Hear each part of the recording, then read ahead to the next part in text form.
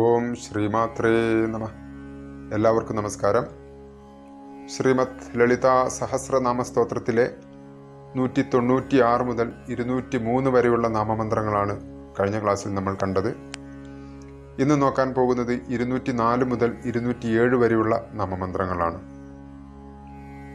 204-ാമത്തെ നാമമന്ത്രം സർവമന്ത്രസ്വരൂപിണി. പദം പിരിക്കുമ്പോൾ മന്ത്രസ്വരൂപിണി, സർവമന്ത്രസ്വരൂപിണി. ഇവിടെ ചൊല്ലുമ്പോൾ ശ്രദ്ധിക്കേണ്ടത് വ ദ്വിത്വമായിട്ടാണ് ഉച്ചരിക്കേണ്ടത്. സർവ, സർവ, സർവശക്തിമയി, സർവാത്മിക തുടങ്ങിയ നാമമന്ത്രങ്ങളൊക്കെ നമ്മൾ കണ്ടതാണ്.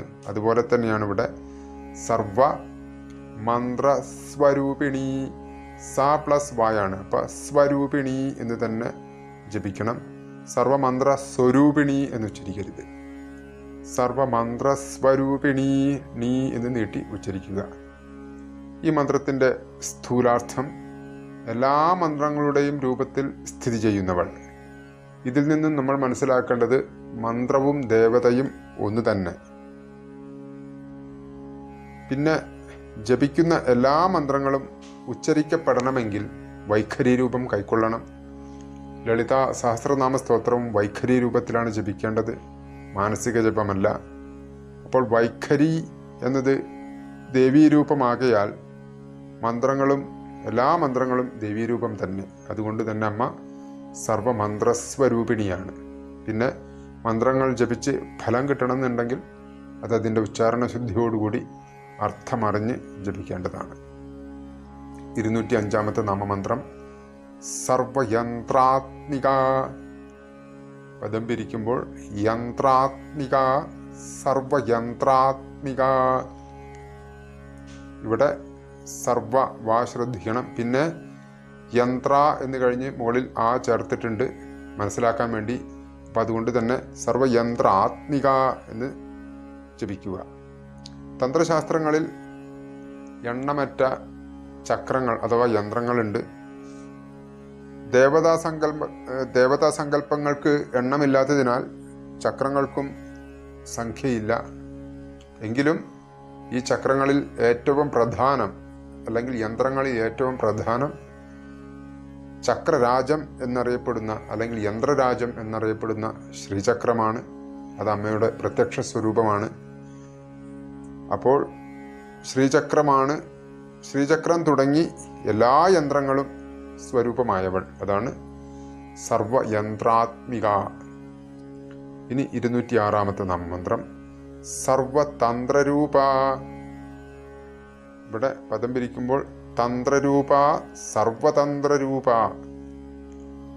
വ ശ്രദ്ധിക്കണം. പിന്നെ തന്ത്രം, അത് ശ്രദ്ധിക്കണം.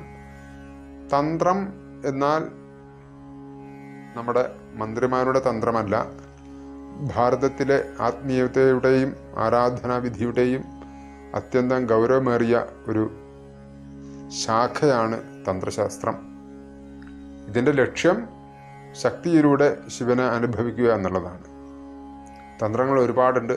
ശാക്തേയതന്ത്രം, ശൈവതന്ത്രം, വൈഷ്ണവതന്ത്രം, കൗളതന്ത്രം, മിശ്രതന്ത്രം, സമയതന്ത്രം തുടങ്ങി എല്ലാ തന്ത്രങ്ങളുടെയും രൂപമായവൾ. അതാണമ്മ സർവതന്ത്രരൂപ.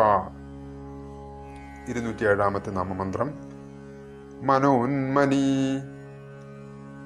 പദം പിരിക്കുമ്പോൾ ഉന്മനി, മനോന്മനി. മിക്ക ആളുകളും തെറ്റിച്ചു ചൊല്ലാറുള്ള ഒരു നാമമന്ത്രമാണിത്.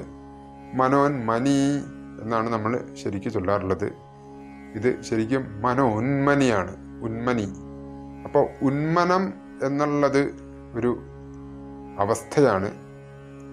വിഷയബന്ധങ്ങളിൽ നിന്ന് മുക്തമായ മനസ്സിൻ്റെ അല്ലെങ്കിൽ ഹൃദയത്തിൽ ഉറയ്ക്കുന്ന ഒരു അവസ്ഥയാണ് ഉന്മനാവസ്ഥ. മനസ്സിനപ്പുറം, മനസ്സിൻ്റെ പരിധിക്കപ്പുറം നിലകൊള്ളുന്ന ഒരു പരമചൈതന്യത്തിൻ്റെ ഒരു ശക്തിയാണ് മനോന്മന അവസ്ഥ. അപ്പം അതുകൊണ്ട് തന്നെ അമ്മ മനോന്മനിയാണ്. ആ ശക്തിക്ക് പറയുന്ന പേര് മനോന്മനി. പിന്നെ ഭഗവാൻ ശിവൻ്റെ മറ്റൊരു പേര് മനോന്മനൻ. ഇപ്പോൾ ശിവപത്നി മനോന്മനി അങ്ങനെയും എടുക്കാം. അപ്പം അതുകൊണ്ട് മനോന്മനിയായ മഹാദേവി നമ്മളെല്ലാവരെയും അനുഗ്രഹിക്കട്ടെ. ഓം ശ്രീ മഹാദേവ്യൈ നമഃ.